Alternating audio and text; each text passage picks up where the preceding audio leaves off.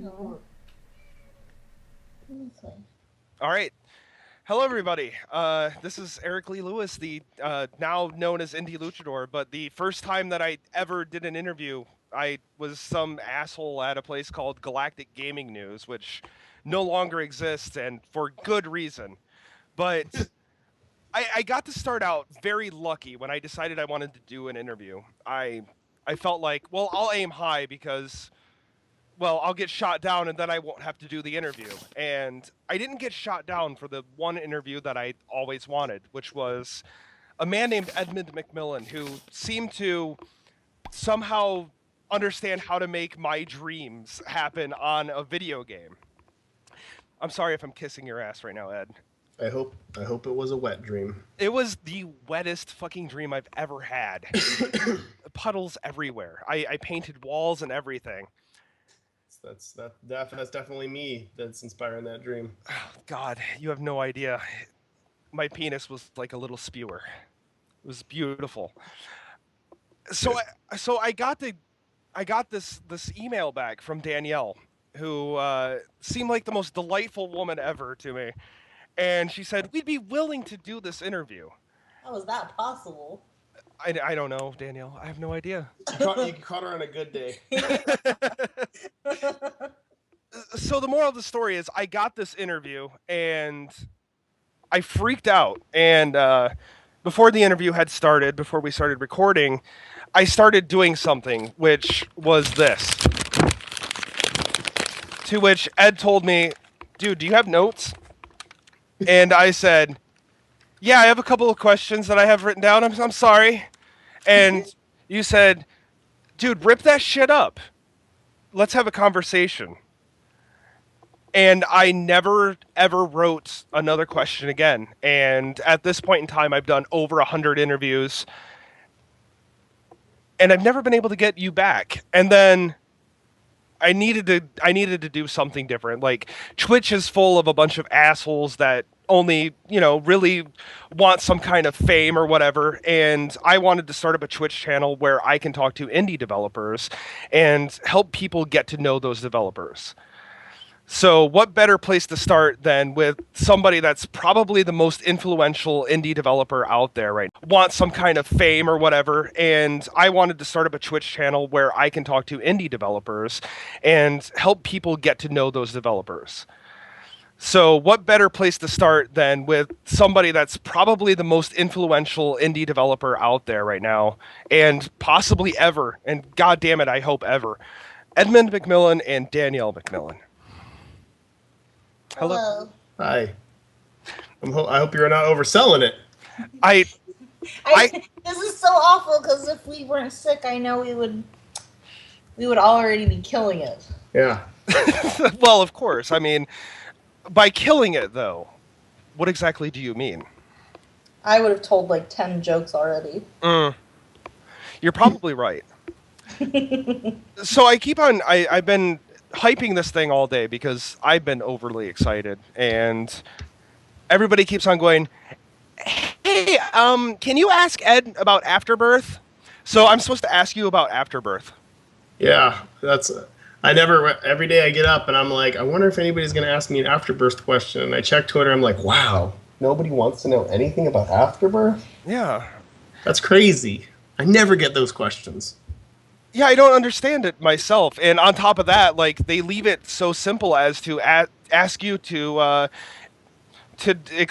tell about Afterbirth, and I don't know exactly what they want you to tell because everything's already out there. Like, Yeah. you have a dev blog.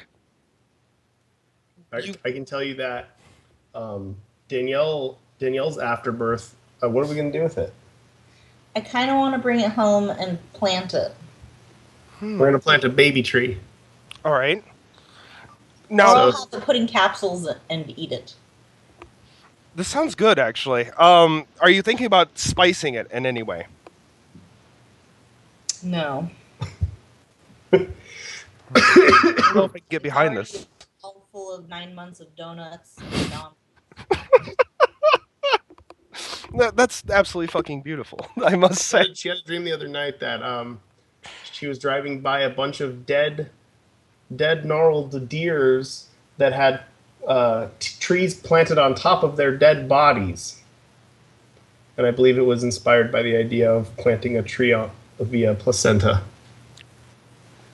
That is one of the scariest fucking things I've ever heard in my life. It was weird. So, what have you guys been up to? I know that you guys have been. Well, I know Ed's been working on Afterbirth, and I'm sure Danielle's once again staring at your back a lot. Yeah, recently she has been. That's true. Yeah, I've been out of. I haven't been working. There's been a lot of stuff that's happened in our lives that have changed a lot of things over the past year, and for a good 8 months, I wasn't working, and it was in the midst of a transition from our old place to our new place, which was in a very difficult move, and involved a lot of horrible things that had happened, and some family members that have, since not been part of our life anymore. Mm-hmm. And I kind of took a break, and I wasn't even sure what I was going to be doing. I didn't know if I wanted to make games anymore because it was, things were so chaotic and wasn't really feeling it. And then in the midst of that, we got pregnant. So Danielle's been pregnant for 7 months now. Congratulations. Honestly, congratulations. I'm very excited about that. Thank you. This is my favorite thing you'll ever release, I want you to know. Yeah, I didn't think that I could, he got sick, and then he was sick for a week, and then one day I woke up and I was sick, and I didn't think you could get sick while you're pregnant. I thought that was a law against that. It's not fair. So yeah, it's been a very different year, and it's been a hell of a lot better than it was last year, and I've just now started to get back into part-time game development, and I've been working on a game called Fingered, which will probably be out on Steam in the next couple weeks, with James Id, who happens to be the guy that did all of my trailers, all the game trailers that have been out, all the really good ones that usually stick out in your mind. Mm-hmm. He did those, and it was just a little project to kind of get my feet back in the water after not working on anything for so long. And yeah, he was being so hard on himself, and it was he literally had not taken a break in since 2003. Yeah, every day, everything he's always thinking of stuff, and he's always doing stuff, so it was just take a fucking break. It was difficult, though. It's weird to do something for so long and then even allow yourself to take a break. It wasn't something that I wanted to allow myself to do. It was just something that happened. It's just, bad shit happens in your life, and you've got to, figure it out and focus on that, and then you get away from it for so long, and you're like, well, what am I doing again, and why am I doing it? And your priorities completely change, especially when a baby's thrown into the mix, and it's okay, well, I don't know what I'll be when I'm a dad. I don't know what that means for video games and if I'll care, but for the most part, he's going to start making shitty games. Yeah. Shitty baby games. All my games are just going to be money grabs. It's going to be great. So, 5 Nights at Fingered.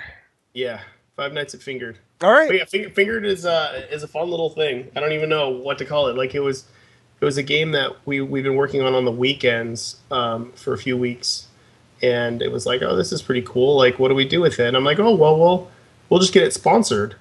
And I hadn't got a game sponsored in 5 or 6 years, and I had no idea that the whole video game sponsorship shit sailed a long time ago. You could not get jack shit for sponsored video games anymore. So I was oh, I don't know. And James had quit his job, so I want to make sure that the guy gets some money out of this deal, so we'll sell it for super cheap somewhere. And I thought maybe just put it in the Humble store, but it was just kind of like Isaac, one of those situations where I showed Steam, and they were yeah, sure, we'll just put it up on Steam and just name your price. So it'll be really, really cheap, and it'll be, it's a small little game, but it'll be interesting. It's a pretty interesting, randomly generated whodunit type situation where you get to murder people. It's going to be good.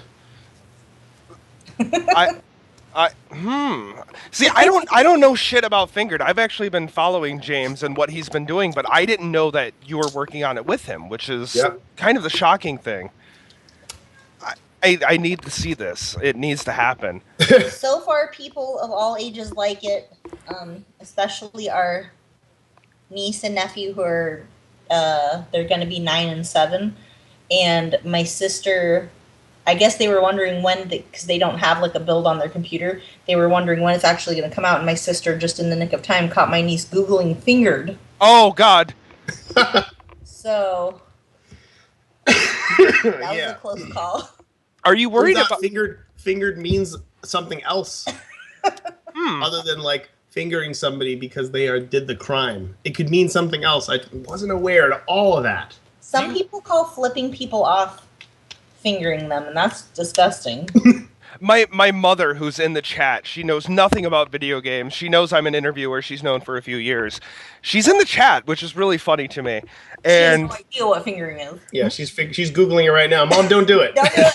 My mother actually calls flipping people off fingering people. So no, don't stop it. There's fingering people, Mom. Yeah, my mother needs to quit stop fingering people. There was a time when I was a little kid, when I just recently learned what getting fingered was, and my mother drove by somebody at Walmart, and she got cut off, and she goes, "That guy just fingered me," and and I was like, Mom, no, he didn't. He's in his car. How can he finger you from here?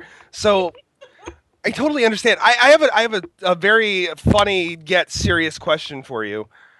Are you worried about kids saying that they want to get fingered? I didn't think about any of this. Obviously, I thought about that. It's funny. It's a funny title, but it's great. I didn't think about any of that. I don't put much thought into these things. I hope there's some kids that will happily exclaim like, "I fingered him." I fingered him. I fingered the killer. I'll have you know that once you fingered the guy, it says "finger him." It's pretty great. Matthias does all the voiceover stuff, and Ridiculon, him and John together did the music score for it, which it has a very, very awesome bonus track at the very end of the game. If you're able to complete it, there's kind of a credits roll song that I wrote and that they had done, and it's pretty awesome. I'm pretty happy with it. But yeah, no, it was very fun just working on something. I don't want to say pointless. Something fun, like something where the goal wasn't to make money, but just to do something and to see if I could just jump back into it. And which was like, actually, I mean, not that this is anywhere near like the type of game that Isaac is, but that's exactly how Isaac started out. It's true.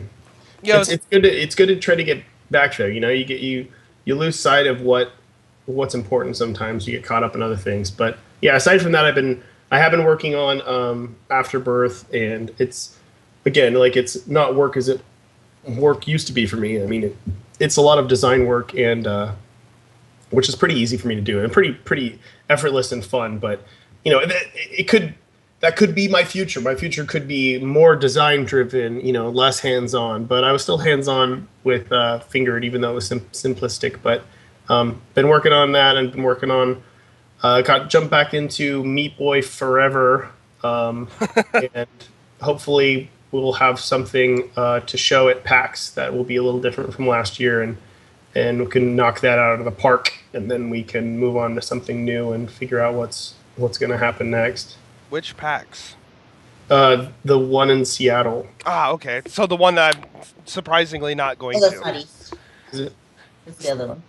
I think I'm correct. I don't ever go to these things, so it's confusing for me. Tommy lives there, so he always goes to that one. Okay, yeah, Prime. It's definitely Prime. That's the one I'm not going to. Are you guys going to be at PAX East? Because I'm going to be working. I no longer impress. I just do these interviews now because I want to talk to other game developers and let people know who they are. I am actually a PR guy for Studio Whiskey Tango now, so I'm going to be working at the next one. Yeah, I noticed. The baby's going to be popping out. I mean, it's danger zone time at the end of August because we've got like 3 to 4 weeks until baby. So, That's my excuse for being a fucking reclusive weirdo. Yeah, I'm sorry, the baby's coming soon. I can't go to PAX. Now we have an excuse. Yeah. Besides, we just don't want to. then I don't have to like go anywhere for a couple of years. Yeah. Baby, I'm sorry. It's not that I'm a complete psycho. Well, we can blame everything on her. We can just say like she is a bitch. She won't let us. She orders us around. She does not like to leave the house. She doesn't. I'm sorry. Our daughter has a crippling fear of travel. I can't do it. Sorry. She's a real weirdo. Yeah. God, it's terrible. So when is it? What do you have a day exactly that we can expect to get fingered? Wow. Huh. That was. I would say pretty soon. Like, so the current build is being tested on Steam. It works. All the achievements are being added, and I just want like a good 4 days with it to really test it on Steam and make sure it plays well enough, and then release it for probably $1 or $2. I don't know.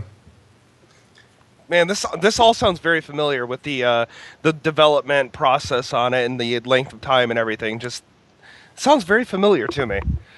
Don't get your hopes up. It's good. It's no Isaac, but it's still something different. Like it's one of those things that I'm excited to just put out because nothing really like it, and it's pretty bizarre. Well, as you would assume. It's fun and it's funny but yeah, of course it's not like a.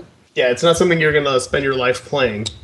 But yeah, so it's something that I would have made a few years ago. Like something small, fun, and you get to have fun with. It's been an interesting learning experience. Like it's been, I mean, in a lot of ways, you'll see when you play it, but it tackles a lot of, I want to say, physical stereotypes, but I don't really. That sounds misleading in a way. Like, when there's like police lineup and you've got to describe the person or whatever else, you have to describe them in ways that aren't necessarily PC.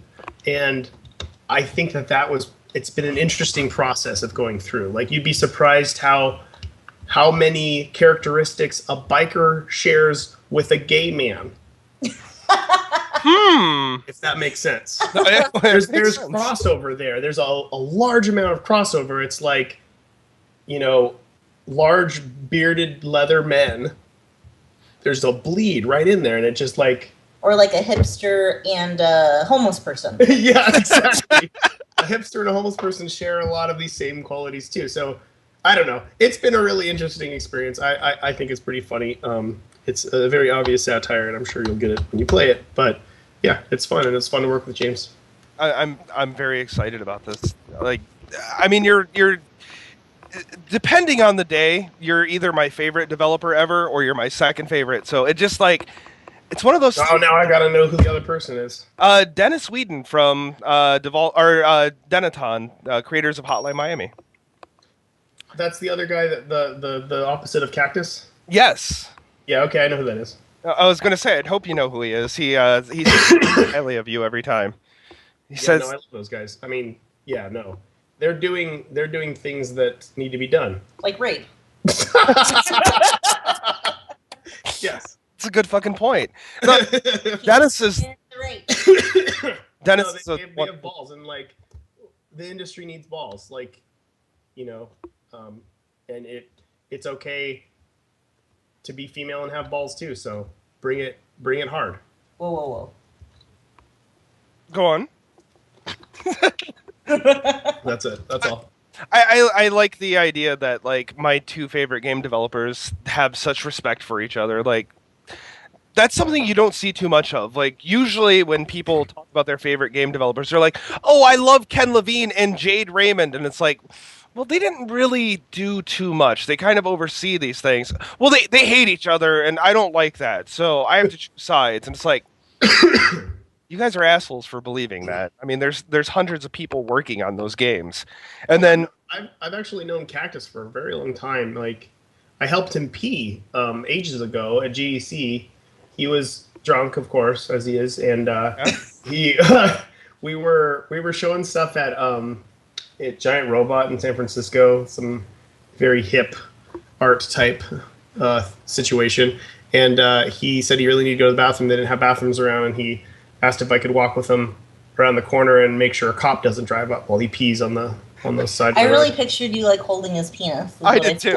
That's what I pictured, and I was disappointed. Yeah. And I put on a shirt, and it was great. Oh yeah, he put on his little hoodie. It was so cute. I feel bad because I still have not met Cactus, yet Dennis has become one of my best friends. So I feel like I've met him, but it was a long time ago, and I don't remember him well enough. Like that was like the year of the indie when we all got along. Like it was this amazing year where before everything went to shit, and like everybody got along, and it was all about the art, and it was all about having fun and being nice to each other. And then the next year just became this like almost like jealous fit of rage, and then social justice came and exploded. Rape hadn't been invented yet. No, there wasn't any rape then, so there wasn't anything to complain about. There was no women. There was no women. Everything There got was no race. There was no race. It was a great time. I mean, back in 2009, I wish we could go back there. Yeah. How much do you think that Indie Game the Movie affected that? Because I feel like a lot of people started getting weird, jealous fits over all of you that were involved in that movie. It's possible. It's also hard. people thought they could quit their job and just make a game, so there was such a huge influx of people. I don't know. I don't know. Like when I talk about this sort of stuff, and I like to complain about how the scene sucks because it's fun, but I'm not really complaining about anything directly towards me because nothing ever is. Like I get complained about more before the movie, if that makes sense. I was way more of a bad guy who got shit on a lot before the movie, and then the movie just happened to paint me in a light, where I was a nice person. So, or maybe just compared to Phil or whatever else, I just looked more sane. So, I didn't get much shit. I don't know what happened to the scene. Like, my only problem with the scene is it seems like it's less and less about the games and more about talking about stuff that has nothing to do with games that could be expressed through them, if that makes sense. Like, they could be taking the effort to say something important or political or whatever with their work, but instead they're just using the fact that they're game designers as a platform to say, I'm important enough for you to listen to what I have to say. And that just seems gross. Like, I'll tell you right now, no one here should fucking give a shit about anything I say unless it's about game design, because that's all I know about. That's it. That's what I'm good at. I'm not good at anything else. Like, only take everything I say with a grain of salt. I'm probably joking most of the things I say either way, but only listen to the things that I say about game design, because that's the only thing that I should be respected for in any way, shape, or form right now. Like, it doesn't matter what my opinions are on all the other bullshit that's going on right now. I'm just a fucking regular dude. Just ask me about game design stuff. That's the stuff that matters. That's the stuff that I actually have some opinion that's valid on. But I don't know. Again, I'm just bitching for shits and giggles at this point, but it gets tired, dude. It's like, I don't know, like the internet is amusingly shitty.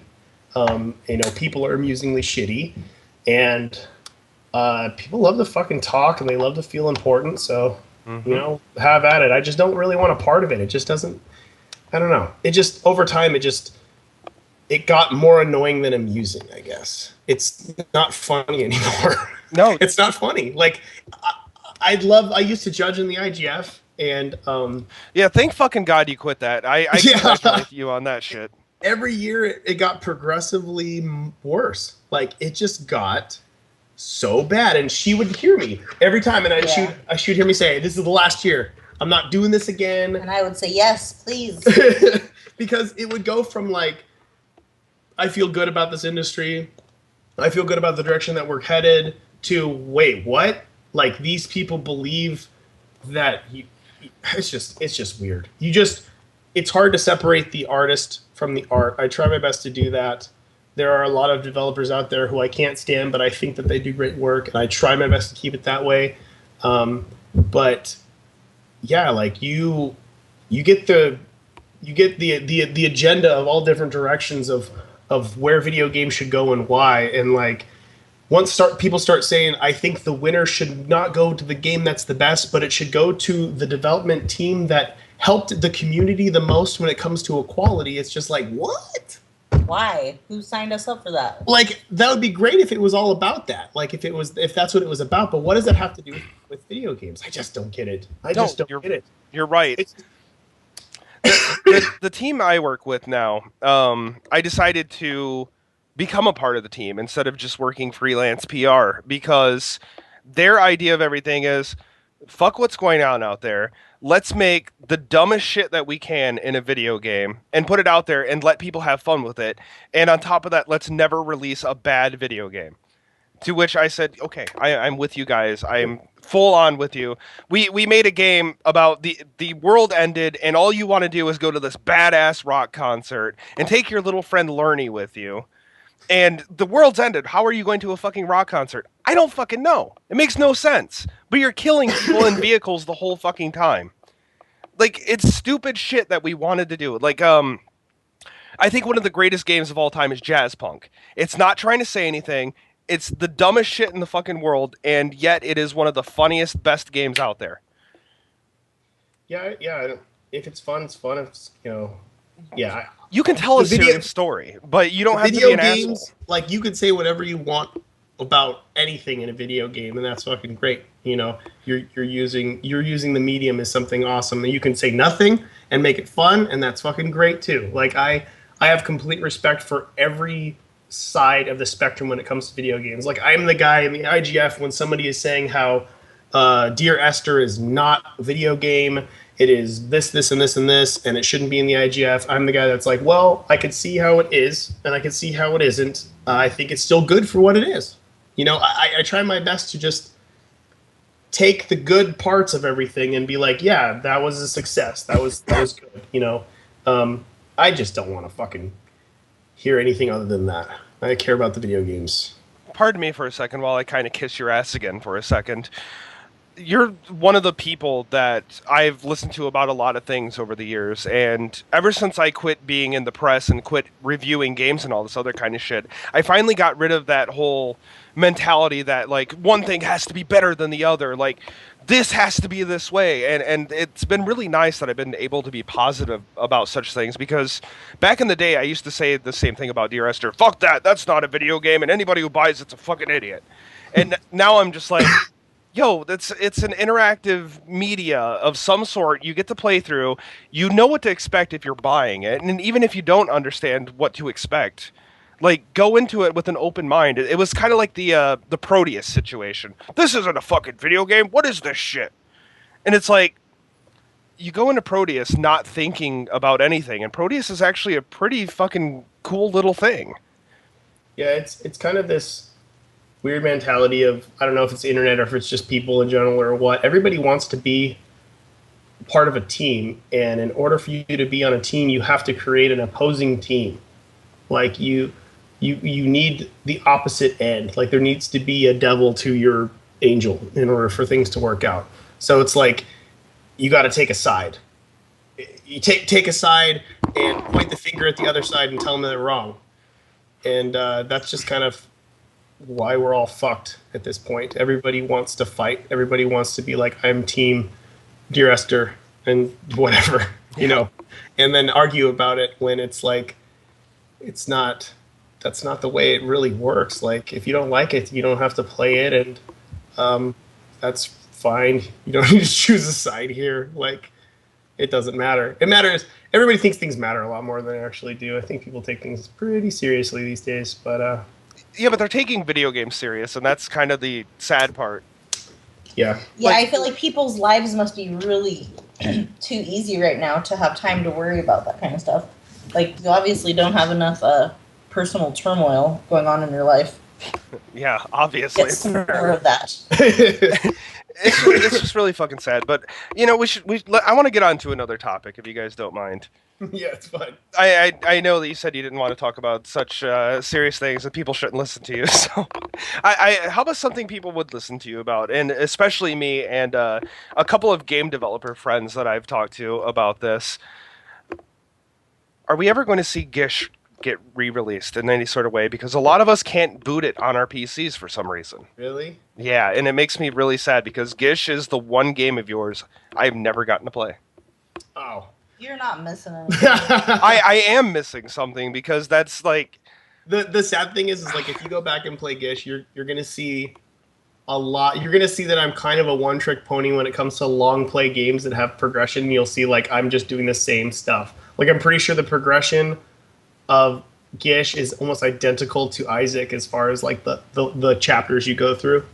It's pretty funny. you may No not. one's pointed that out. Somebody's a little obsessed with hell. Yeah. You're Okay. going to hell in some way, shape, or form. I probably am, but like we talked about this like 4 years ago when we did our first interview. I've been playing your game since I was like 13. I was one of the Newgrounds kids, and I played dead baby dress up games and shit. I got to dress a dead baby like Triple H at one point in time. Thank you. Yep, I remember that. So I've been playing your games for a long time, and for me to only have never played one of your games makes me a sad man. I want to play Gish. Okay, so for Gish, so I made Gish with Alex Austin, who lived in San Francisco for a long time, but recently moved back to Santa Cruz. I ran into him a few times. We had a falling out a while back, but not on bad terms. So, honestly, I could never see making another Gish type game. Like we attempted, Gish 2 was in development for a year, and it kind of, I wasn't feeling it, and it wasn't really going anywhere, and there were a lot of reasons for it. There hasn't really been a physics-based platformer in a while. When Gish came out, there were quite a few of them. I don't know how I feel about physics-based platformers at this point. Like, I feel like there were a lot of shortcomings. There were a lot of issues with physics and platforming, especially difficult platforming in physics, where there's a lot of random variables that you couldn't foresee happening when you're shooting yourself through the air. There's just like random trajectory when it comes to the way Gish jumps and stuff like that. We had improved a lot of different things, but the game was actually going to be more of a Metroidvania than a platformer. And it was pretty big in scope, and it kind of got away from us, and things kind of fell apart.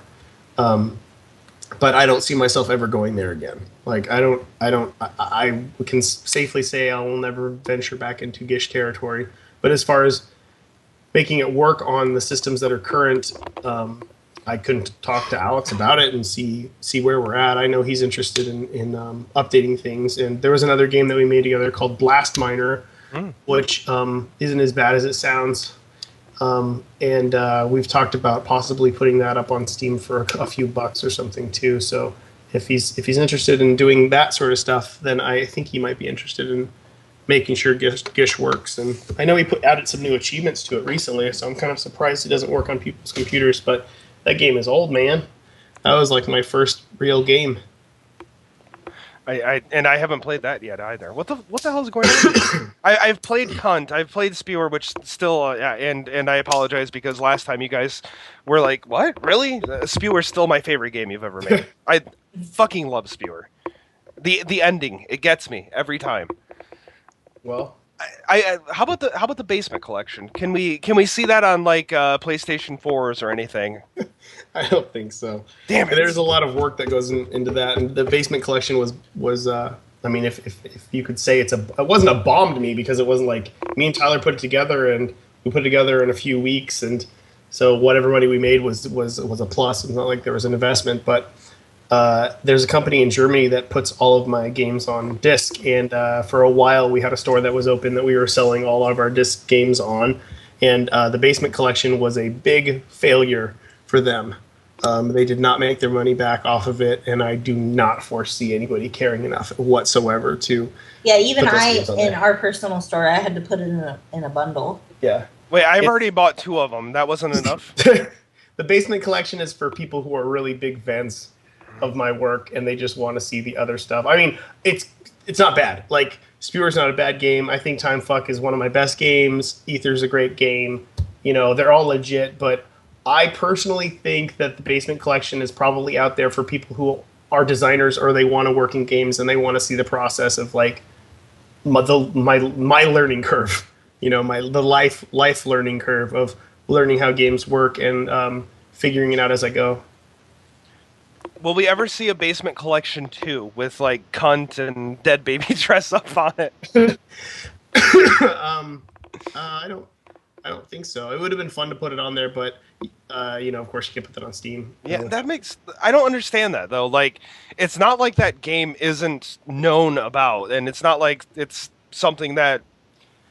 Well, if I really wanted to fight it, I probably could be like, Steam, come on, just put an AO rating on this game and let me put it up. But it just doesn't make much sense to me. Like, I don't want to risk my reputation with Steam for a game that is just a dick joke.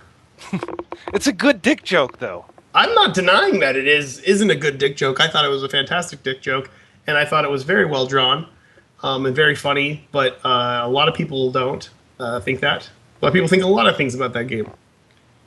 It's pretty funny, but it's disgusting. But it's fucking funny. Thank you. So what is going on with Meat Boy Forever? And also, as much as I hate to ask about it because it's gone dark, Mugenics. Yeah. So the whole story of both of those things, it was. I'll try to sum it all up. Okay. So Tommy and I finished Meat Boy, and I had was working on Isaac, and Tommy was actually still finishing up level editor stuff that was going up for free, Meat Boy wise. And I finished Isaac up. Isaac came out, and Tommy, I was like, hey, I think Tommy was at like a GDC or something one year, and he was like, hey, everybody's doing cell phone games. And I think that was around the time that I started to notice that my niece was really big on cell phone games, and I felt like that was realistically the kind of the future where people were going to play. Like, kids growing up desperately needed a Mario type game, because right now they're sitting at like, Angry Birds being their Mario growing up, which is not necessarily a great game. And I thought, hey, it would be cool to have a platformer like a Mario. And he was like, hey, let's prototype, a one-button type Meat Boy, see if it's possible. And we threw something together with the existing game, and it was kind of fun. And we're like, hey, let's make that our next project. Let's do like an auto runner type Meat Boy, but like add some stuff that we haven't seen added, and really tune it up and make it like a Meat Boy Twitch game. And we prototyped it for a while, and then randomly there was one of those game jams that happened, and one of the like things on the list was 1,000 cats or something. And we're like, hey, let's do this game jam, and we'll do 1,000 cats. Let's just come up with something for this game jam. And we came up with what would eventually be Mugenics. And it was just a really basic DNA simulation of cats. Like, the cats would have sex and pop out other cats that had similar attributes, and they would just kind of roam around the house. And I really liked the way it looked, and I really liked the idea of expanding on it in like kind of like an Animal Crossing way. And I was like, hey, we'll do that. Let's do that. And Tommy was really into it, and we decided to just go all in that and into Mugenics. And we worked on that for about a year, and it was one of those kind of projects that kind of, the more time that passed, the more we added to it, the more we felt like we needed to add more to it to justify the time spent. Kind of got away from us a little bit. And I think we ended up showing it at PAX, and Tommy wasn't really feeling it anymore, and it was kind of just floating around. I don't know what was going on with it. So we're like, okay, well, how about we come back to Meat Boy, finish that real quick, kind of get the mojo running again, and then we'll jump back into Mugenics. So we did that, but that's around the time where everything kind of fell apart on my end, and I stopped working on everything. So that's kind of where we are now. I'm jumping back into it. When it comes to Mugenics, I actually took the time to kind of almost redesign it on paper. I think I've come up with a much better design to use the foundation of cat breeding. So hopefully once Meat Boy Forever is done, we will be able to jump back into Mugenics and finish it, because it's definitely one of those projects that I think about more often than any other project that I've worked on, and both of us put a lot of time into it. But I think in order to get it done, it needs to be something that we're both excited about, that we felt like we could really do more with. And I'm not too sure if just the basic Animal Crossing aspect's going to work. So we'll see. We'll see how it goes. We'll kind of play it by ear and jump back into it. But yeah, right now, focusing on Meat Boy and Baby. I hope you don't mind that I illegally stole the Mugenic song and put it on my cell phone a while ago. So it is one of my ringtones. That's one of the most depressing aspects of putting Eugenics on pause was that the soundtrack was the best soundtrack of any video game I've ever heard. One of my favorite soundtracks is the Katamari soundtrack. Yes. And it's pretty comparable in its complete absurdity. Just fantastic. Like, I think if we would have pushed Eugenics out as what it was, with like an Animal Crossing type simulation game, that it probably wouldn't have done fantastic, but the soundtrack would have just done really well. I wish. I feel like people would have known it for the soundtrack more than the game. But it's still there, and there's a shitload of tracks, and we'll probably end up doing more with other stuff that I have planned. So it'll see the light of day one day. I really wish other game developers would take note and not just push shit out on the Steam. I just want to throw that out there. So Afterbirth is the thing everybody wants to know about. I don't know how the fuck you did it, Ed, but you made this game that everybody fell in love with. And the last time I talked to you, I think it was a year after The Binding of Isaac had come out. The original Isaac had come out. Yeah. And it's just caught on more and more. And then Rebirth came out. And I was like, I think Rebirth's going to be successful, but I don't know if it's going to hit, like, vanilla Isaac levels of success. And holy shit, was I fucking wrong. Now everybody wants to know about Afterbirth. When I don't know if you know this. I'm sure you probably do, but what time frame are we looking for Afterbirth? I personally would probably. I feel like we need another month of development and then probably another month of tuning. But you know, you never fucking know in the situation. Like, full disclosure, there's a new game mode in the game, which I feel is the focus and should be the focus of Afterbirth, because it's kind of a whole new experience and a whole new remix take on how you'd play the game normally. And I want it to work really well. And right now, that's exactly what we're doing. Like, we're tuning it, and it's almost there. It's getting closer, and I want enough time with it in order to make it good. The cool thing working with Tyrone is I feel like, well, everybody involved really, I feel like they're as ambitious as I am when it comes to the stuff we want to do, and kind of tend to push it even more. And I mean, just recently, Tyrone was like, we need more items. And I'm like, well, why don't we just hold off on the items until, you know, we do another expansion or something else. Let's just focus on whatever. They're like, no, let's just make it, let's just do it now. Just can you come up with another 30 items? And it's just like, maybe. You know, I sat down and designed 30 items that worked really well. And the cool thing was, and then they had like, I think they had about 20 items that they had come up with that I was able to kind of tune and make work with the game as well.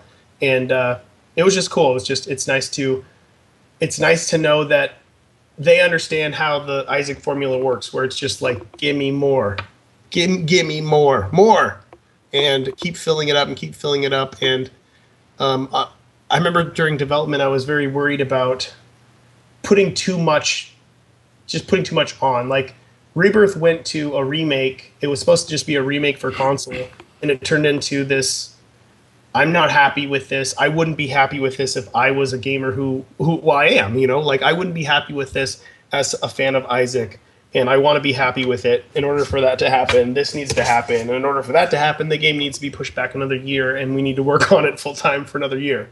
And Tyrone was totally cool with it. And that's what made the game good. Like, the extra care, the extra work made it so, you know, it's over 1 million downloads on Steam. I don't even know what they are on console. So it's sold faster than anything I've ever done, and it's just 3 times as more as the old Isaac, so that's always nice. And it's I think it shows in the care and the time that we took on it. And Afterbirth, the same way, where it's close, but I definitely want to make sure that it's going to warrant the price tag, which I don't know what it is yet. Yeah. So soon enough. I have to say something to you. I just want an endless mode, Ed. I just want endless mode. I don't mean the basement seed where you end up breakfasting out in the end, because I hate red hearts. I hate them. I'll tell you right now, endless mode isn't what you want. Because if you had an endless mode, you really wouldn't like the game anymore. You'd outlive all your friends and people you love. Yeah. I don't know if you heard her. She's telling you that you will outlive your friends and the people you love. That won't be good. Maybe that's fine with me. Maybe I... No, it's not. Oh, okay. It's not. Do you want to see everybody around you die? There is no future in endless mode. We have those days, Ed. We have those days. But that is the best analogy for it, though. Endless mode would mean you see all your friends die, and you see it in, like, super fast motion. Like, 1,000 years passes in a day, and everybody's died, and you're all alone, and then it's just forever that you just exist, and it's just boring because you've seen it all. You've seen it all, you know what's to come, and who cares? Okay, that's a good point, I guess. I will accept that. Structure is so important. It's so important, and limitation and structure is so vital in Isaac. If you want to just go nuts and break the game and get a million items, you're going to have to put in the work to break it. There will never be an endless mode. So I'll stick with that basement seed. I'm telling you, if there was an endless mode, people would stop playing.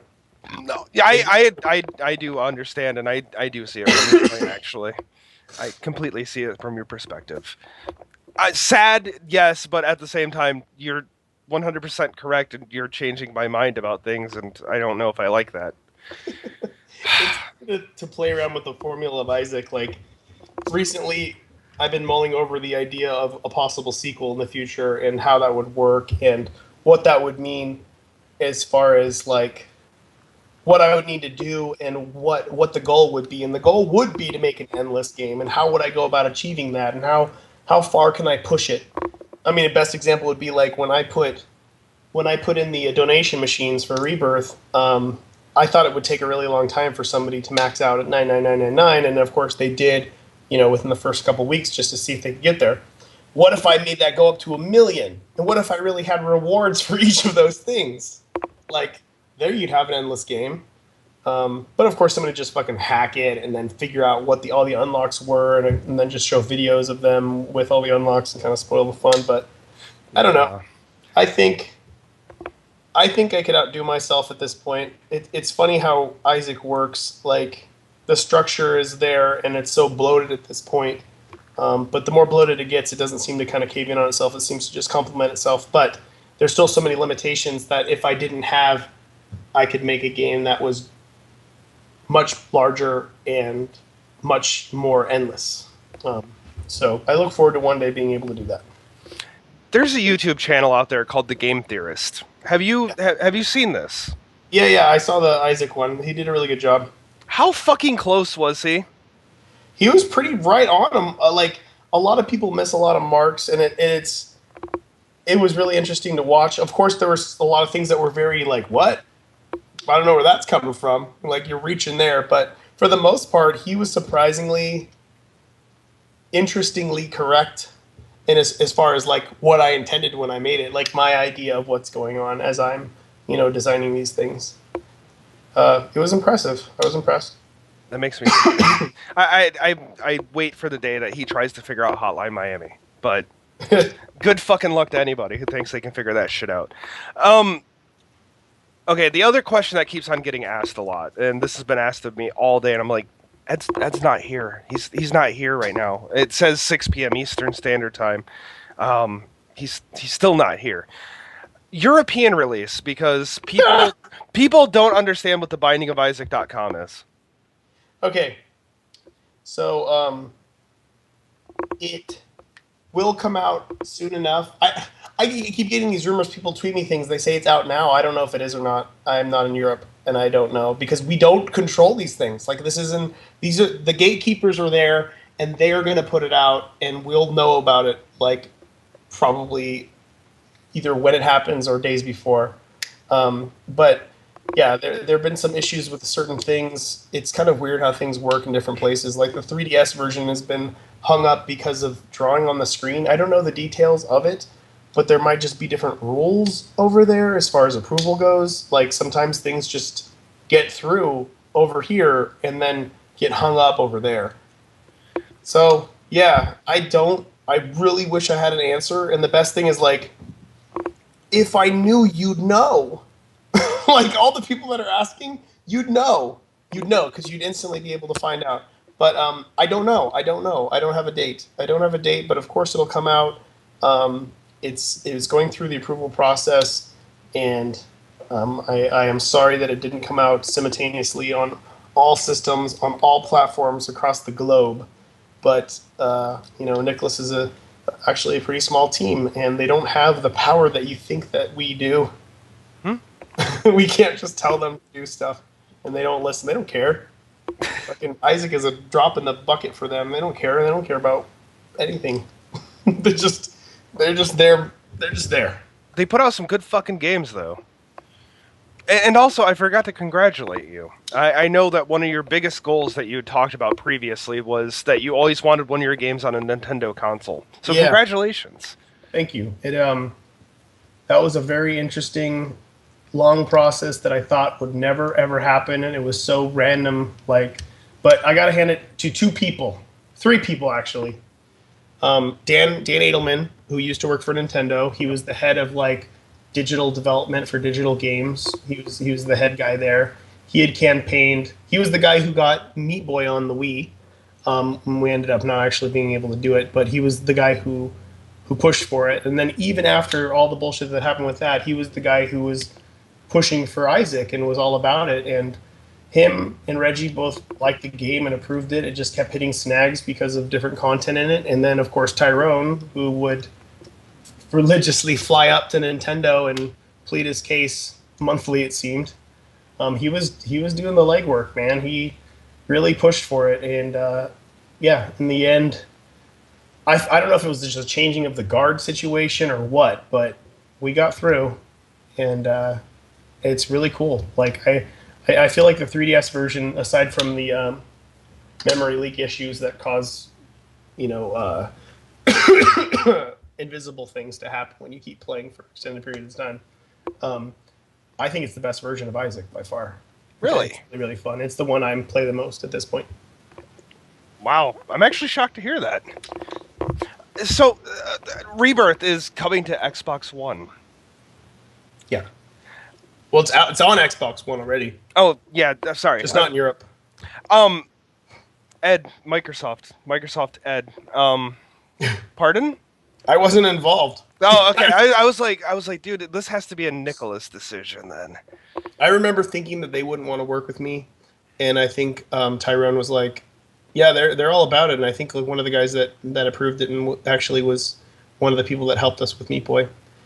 Yeah, I don't know. Again, changing of the guard. The people that fucked us over that work there don't work there anymore. Surprise. It's such a high turnover rate. The way those big businesses work is some guy comes in, and who used to be the head of some other company, and he's like, "Hey, for the 5 years that I'm here, this is what's gonna happen. No more 2D games. Those are out. 3D games are in. 3D games are where it's at." And then he sits there and stands guard to make sure that no 2D games get in and only 3D games cut out. And then regardless of the success of that year period, he takes credit for anything positive that happens that year and moves on to another company. And that's what happened with us. It was some same situation. And I'm sure that guy doesn't work there anymore. I would not be shocked, honestly. It's just one of many reasons why I don't like to be involved in business. I'm not good at it. I'm not good at any of that sort of stuff. And I don't like those people. I don't understand their motivation. It's just not for me. When Tyrone was like, I know you've got issues with Microsoft, but how do you feel about putting Isaac on it? And I said, hey, dude, this is your investment. He spent a lot of hours and a lot of money on porting this. I didn't help fund it. You make your money back. Put it on whatever you want. I don't care. As long as I'm not involved in the business process, do whatever you want to do. You know, it just means more people are going to play it and more money is going to come in. But whatever, it's cool. They don't fucking care about me. I'm not going to care about them. Good point. Holding a grudge against Microsoft is not going to do me any good. No, not particularly, but at the same time, I mean, you know, the whole story and it unfolded in a movie was just fucking hilarious and crazy to me. If you only knew the stuff that we can't talk about that really happened, you'd be like, why in the hell would you ever speak to those people again? But I don't fucking care because I wasn't involved and more people play it. I mean, it's surreal to think that not only a game that I worked on, but also an independent game, and also The Binding of Isaac, a game like Isaac, could be launched on all the platforms. It's fucking like nuts. It's on all the systems. Like, that's insane. Yeah. Never in a million years would I thought that I would have made something that had been on all the systems, especially a game about religious child abuse and a naked child that shits everywhere.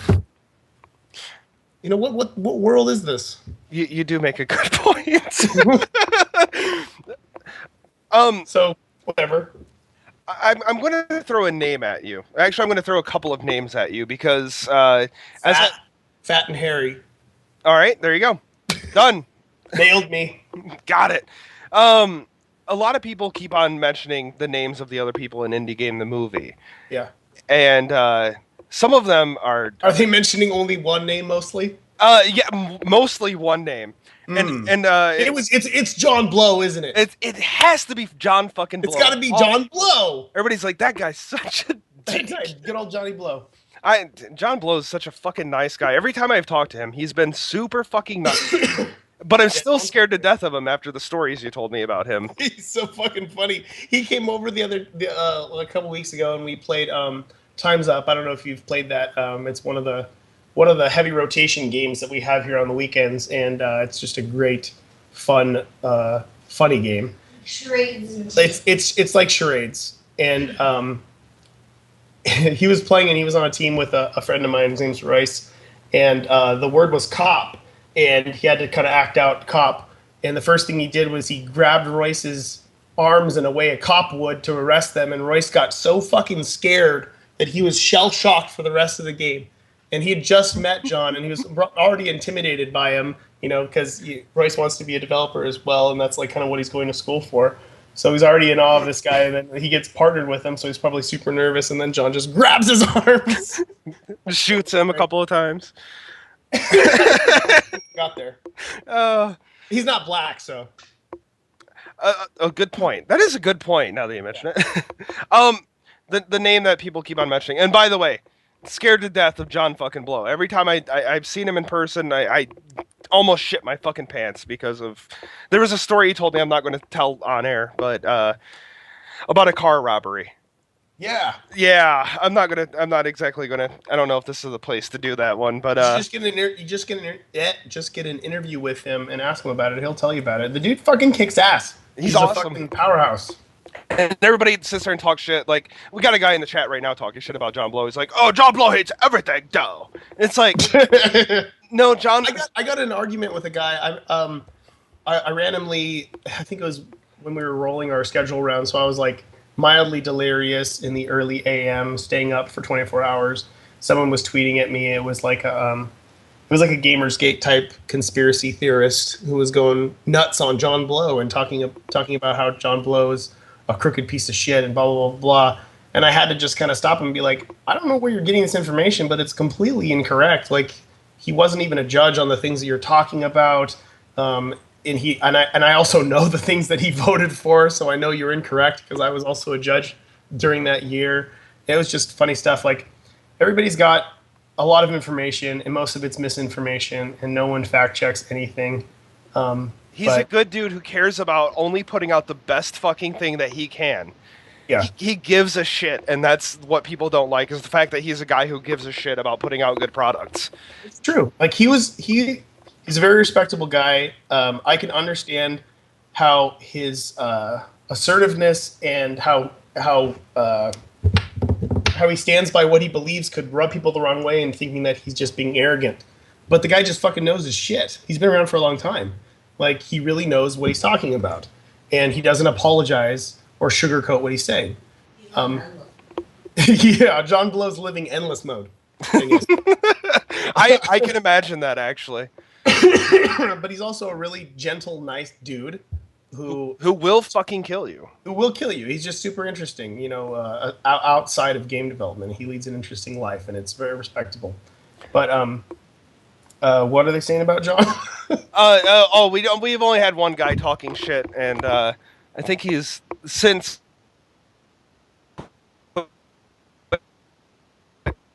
talking shit about him. But they're obviously actually talking about Phil. So what's the question? Yeah. Everybody, I think everybody needs to hear it from your. You're out. Okay. I've talked to Phil personally before on quite a few occasions, and he has been the nicest fucking dude to me. So. Yeah. He's a great guy. He's not really the asshole that you guys think he is. And for thinking something so negative about a person before you actually know them is pretty fucked up. But of course. Then again, welcome to video games. Yeah, no, like Phil.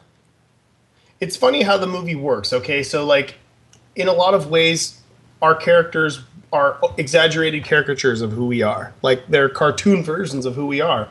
I just happen to be the nice version, so I'm like the overly nice.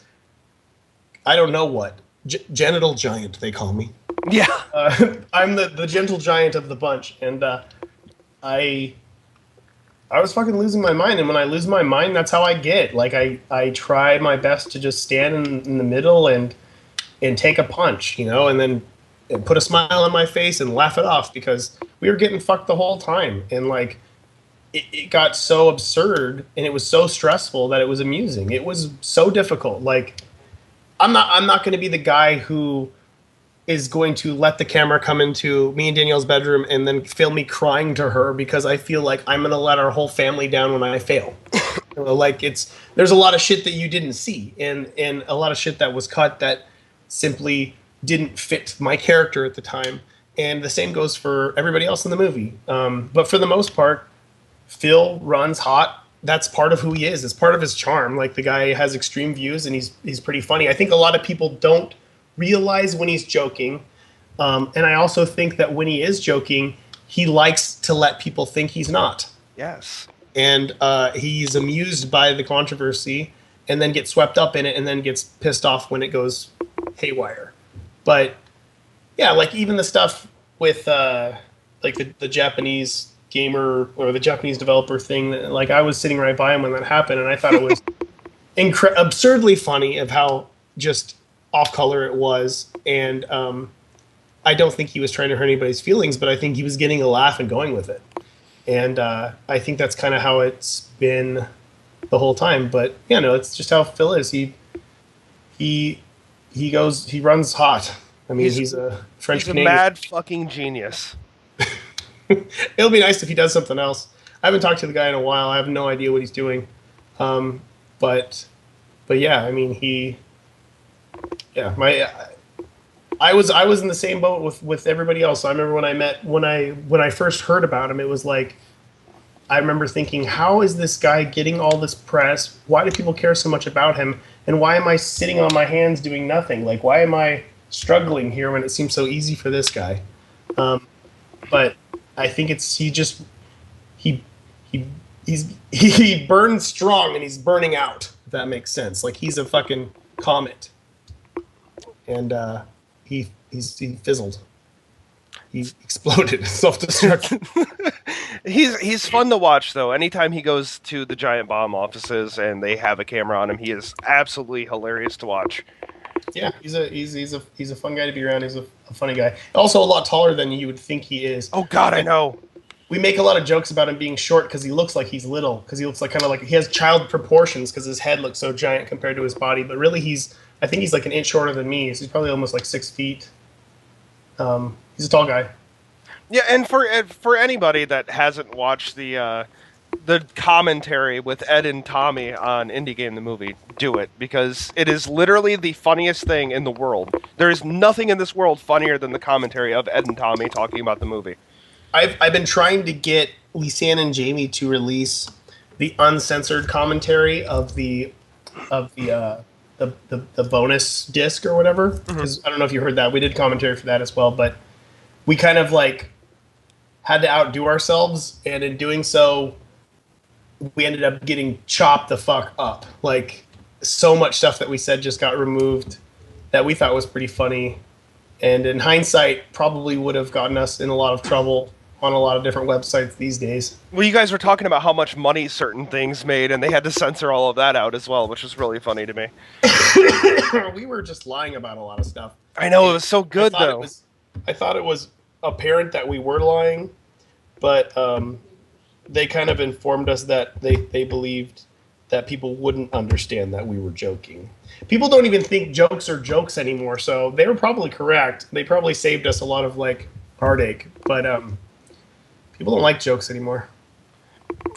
Seems to be the case, and it makes me really sad, considering when you have this huge group of game developers out there that like to joke about things and be funny. People have to take it serious and be like, "Well, these guys are racists," and it's like they didn't say anything about races. It's pretty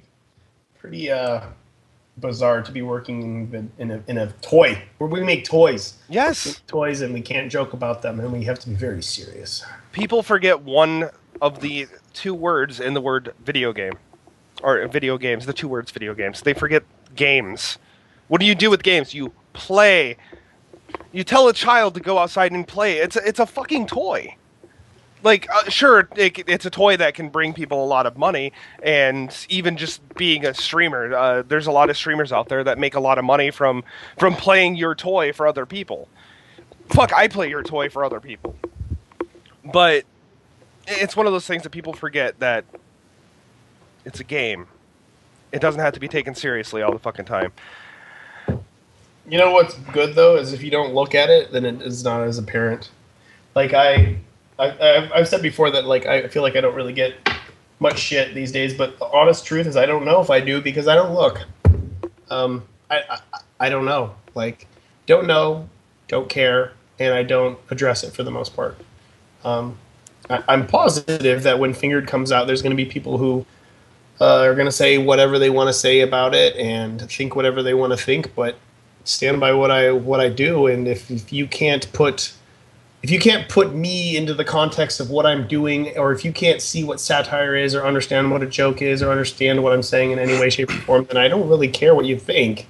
You know, I didn't really make it for you. So I fuck off. I'll have to jump on Twitter and tell everybody to choke on my dick full of Phil. Hashtag that. Yeah. It's the only way that you can Twitter properly. You have to hashtag everything. So, I usually end this off in asking you advice, or anybody advice on how to get into the games industry, but I have to ask you one more thing first that I never had any intention of asking you, but I feel like is a necessity, and hopefully it'll make people jump on the YouTubes. Can we ever get a DVD release of your best, worst interviews ever? I don't know what the legalities of that would be. It would be nice. I remember thinking that some of the really, really bad ones were so great, and I don't even know where they are at this point, but we had some gems back in the day, and fucking A. I definitely missed that. I kind of wanted to give you a really bad interview so you would call Tommy and we could have Tommy fake cry again. But well, what we can do is once Meat Boy's out, we can get Tommy in here, and you can just, I won't tell him, and you can just be a horrible interviewer, and then we'll go off on you. Who's to say I'm not already a horrible interviewer? Got me there. Yeah. All right, so the last thing I always end off on with every game developer I talk to now, and this is like thanks to Dennis Whedon and Nigel Lowry from Devolver Digital. How or what do you think that people should do to get into the games industry? What would be the best path to take? And when I say the games industry, I mean any form of it, whether it be becoming a reviewer that becomes really jaded and hates everything like I did at one point in time, or, you know, becoming a PR guy like I ended up being, or becoming a game developer. I think if if your goal is to work on games or work with games or work alongside games, there's a high probability that you're already doing it. And if you're like, 26 to 30 years old and you're like, hey, I think I want to work in games, and you have absolutely no experience at all in the past or anything has pushed you towards that in any way, I don't recommend you do it, because it's kind of one of those things where you will already be in it. Like if you're past the college point or whatever, and you're like, I don't like working where I work, I think I'm going to make games, or I saw Indie Game the movie and now I want to make games. Unless you are a creative person that has been doing these things or something like them in your own time, I don't recommend it. But then again, you could work in the industry. I don't know anything about the actual industry when it comes to, getting hired at a place and working in an office. That's a completely different story. I can really only speak towards independent art type situations. But yeah, I feel like you already know. I feel like you already know the answer. If that's something that you really want to do, you would already have been kind of doing it in some way, shape, or form. Excellent. Which is it's kind of a depressing answer for a few people, I guess. But it's a real answer. Like I've had a lot of people come up to me and they're like, hey, I saw Indie Game the movie and I quit my job and I have 2 kids and a wife. And it's like, well, you're 35 years old and what are you doing? Did they not see how poor you were in that movie? Like, and how much you were struggling to do anything, and how emaciated Tommy was? It's like, yeah. Obviously, they need the high definition version for Tommy. You can see the veins, but no, yeah, I can only recommend getting into art, just in general. Making art is fan-fucking-tastic. It makes you feel really good. Inside, it's just, I guess it's the closest thing that I can have to a religion, right? It cleanses my soul. It makes me feel like I'm worth something. It makes me have a voice, and I think it can do that for a lot of people. And I think it's a very important thing for people to have as a means of expression. And I chose video games in order to do it. And there's a probability that there's other artists out there who want to do the same thing, but I would recommend getting anybody into some form of art, even if it doesn't make you money. If this is just something that you do as a hobby, it's a freeing thing, and it's really fun to do, and it's I guess a blessing if you can do something that you have fun doing that makes you feel good, that also makes you money, which is I'm pretty happy where I'm at, and it'd be nice if everybody could, have this kind of experience too. But keep in mind that I did this for a really long time. It took 10 years to get to Meat Boy time, and there was a lot of struggle going into it. If you're down with the struggle and you've got the time and effort and the drive, then fucking go for it.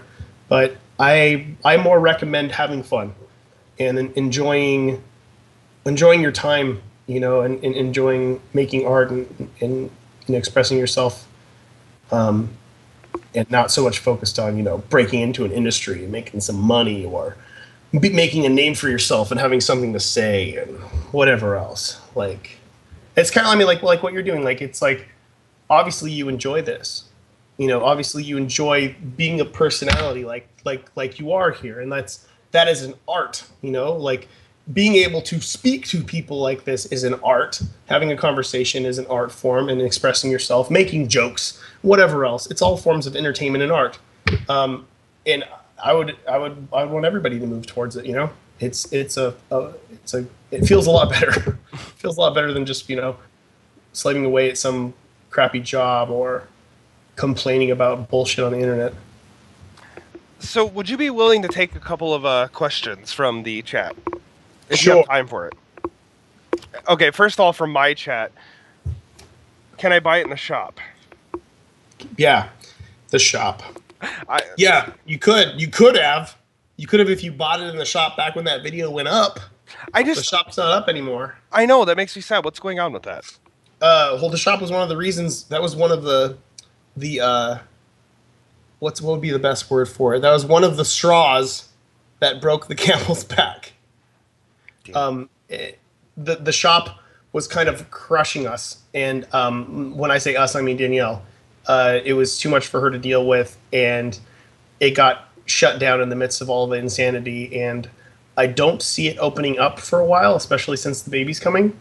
Maybe one day we'll figure out a way to have somebody else man our shop and like just send all the shit that we have in our garage that existed from the shop, and then you guys can purchase it. There's still quite a few, like maybe 200 tarot card boxes that are still available that I know a lot of people really want, but it's not realistic for us to be able to do this right now with the baby and everything. So Understandable. I just want to buy. I want to buy one of those spewers that you have. That's what I want. There's only 2 spewers that exist, and they're mine. I know, and that's what sucks. I want to buy one. I don't care what the price is. I want to buy it. Well, good luck. I will sell my soul to you. All right. The thing I'm being told to ask you about is multiplayer. Nobody's like really spelling anything out. They just say multiplayer. Yes, yes. Ask about multiplayer. Yes, yes, yes. Multiplayer. There's not going to be online multiplayer for Isaac. It's just not. It's not realistic for us to spend like. Would you rather have multiplayer in Isaac in a new expansion, or would you rather have Nicholas work with me on a sequel that might have multiplayer? Like, it's just not going to happen. It's not realistic. It's not going to add enough. It doesn't make sense because it's just not going to be as fun because I didn't design the game with multiplayer in mind. If I design a game with multiplayer in mind, then it'll make perfect sense. It's just not. It's another one of those. You guys think you want it, but you don't. It's really not going to be great. It's not going to be worth it. I agree with you. I've never been high on that idea, really. Ask Edmund if the secret Afterbirth update pictures, money, greed, etc., are to do with the new game mode. I don't know what you're talking about. Ask him about the loss not unlocking on the Nintendo 3DS. If that's an issue, definitely make sure Nicholas knows about it so they can include it in the patch because they have it. They have the graphics issues patched and kind of ready to go. So make sure that they know about it if it's something that's true, and they'll patch it. Is there development in Ether, as you mentioned a fun fact in the basement collection? I don't know what that means exactly. Can't talk about that. Ooh. Was Dingle created specifically to ruin my friend Travis's run? Travis, what the fuck? I think Dingle is much harder than Haunt. Everybody complains about the Haunt. I think Dingle is far. I actually have more trouble with Pin than the Haunt. People like to complain about how hard the Haunt is, but yeah, no, Dingle's way harder. So yeah, I agree. That's life is hard, man. Will we have to do more lost runs in Afterbirth? I don't know. Yes, of course you will. I mean, I don't... Never mind. I'm not going there. Have you all... What the fuck? Have you always had that sexy voice? No, I got this from a cold. What is the game you are most proud of? I think at this point I'm most proud of Rebirth, which is interesting because it's the one that I kind of worked on the least, but I'm very proud of the fact that it's on all consoles. I'm very proud that it came out on 3DS. I'm very proud of it's a big achievement to re-release something only a few years after it came out and have everybody universally praise it in every way for all of its upgrades. And I spent a lot of time making sure that the design worked perfectly and that they did such a good job. And I'm very proud of it. It's a good game, and I can stand by it. And it's nice to be able to say that because I couldn't necessarily say that at all about the Flash version. Yeah. What is the most challenging thing about game design? That is a good question, actually. A very good question.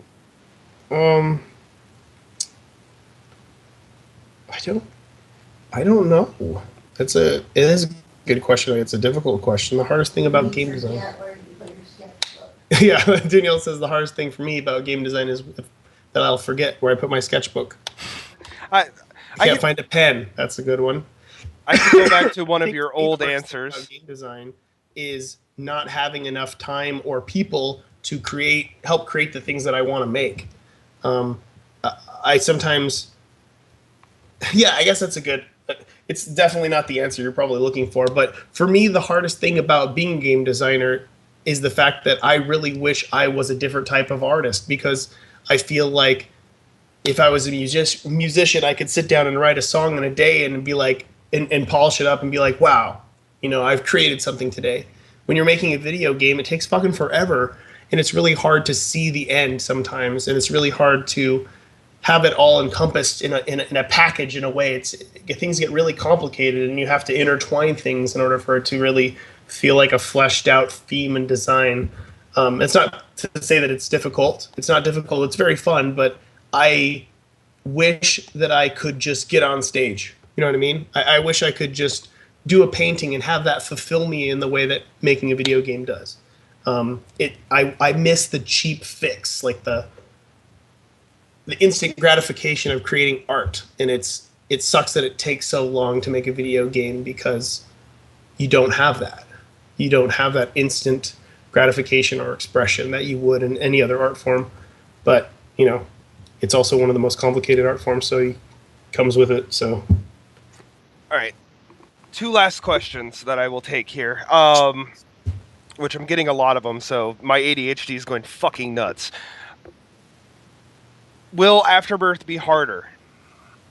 Yeah. Afterbirth, the new alt chapters in Afterbirth make the game a little bit harder. Of course, it's going to be harder when there's new bosses and stuff that you don't know their patterns. I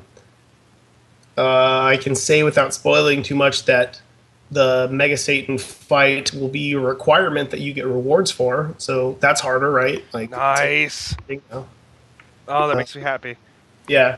So, yes, it will be a little harder, but, not crushingly so. Last fan question I will ask you. Do you like pina coladas and getting lost in the rain? And that is thanks to C-Jack. Oh, well, that was great. That was a fantastic one to end on there. I guess. I do not drink, so I'm going to give a very unfunny answer to a not funny question. Thank you. I just had to call him out on that one. All right.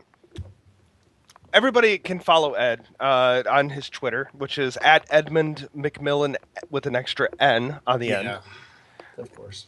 For those of you asking questions about all these different aspects that have already been answered on a multitude of occasions, you can go to thebindingofisaac.com and find a lot of this information that you want to know. Follow that thing religiously as I do. And anything else you would like plugged? Prepare to get fingered, everybody, in a couple of weeks. I can't wait to get fingered. James is working on a trailer. It's going to be awesome. Oh, yes. More trailers for Edmund games. I'm stoked about this. I hope it's as good as Mugenics' trailer. It's going to be the greatest thing ever, and Fingered is going to be better than everything that I've ever made. Yes. Hype it up. Okay. Tell your friends, man.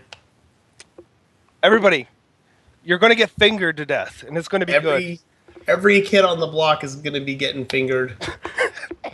And they're going to be like, this is the greatest experience of my life. Excellent. I guess for those of you tuning in, you can follow me on Twitter. I'm at Indie Luchador. Prepare to get nothing on your feed because I don't really get to say much until our project gets closer to having more on it. And I don't tell anybody to follow because you'll follow if you want to and you won't if you won't. So do your thing, everybody. But thank you very much, Ed, for joining me for this. You were my first interview of all time and my first ever live interview. And that means more than I can ever put into words. So seriously, thank you. And thanks to Danielle as well, who it sounds like went away to sit somewhere else. She's laying down behind me. Oh, well. It's easier. I gave up. She gave up. She's laying down. I'm sorry. I'm sorry, Danielle. The baby is killing her right now. Well, I can't wait until you guys have that baby. I think it'll be the best thing that you've ever produced. I have a feeling you're right. You're going to be a hell of a dad, Ed. You're going to be. I can't wait for the reviews. Hey, I'm the one doing all the crunch work here.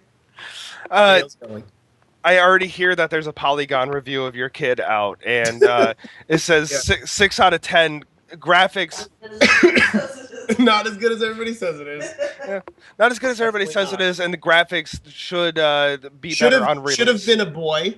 Should have had far more power. Should have been a boy who identifies as a girl. Should have been a lot of things. That's a good point. Hope Right. she's not a cop, right? Well, right. Well, thank you. I will officially let you guys get back to your life and continue creating great things for everybody to freak out over, as I have. Thank you. You take care, sir. And to everybody, thank you for showing up, and hopefully you guys enjoyed what you got there, because I sure as fuck did.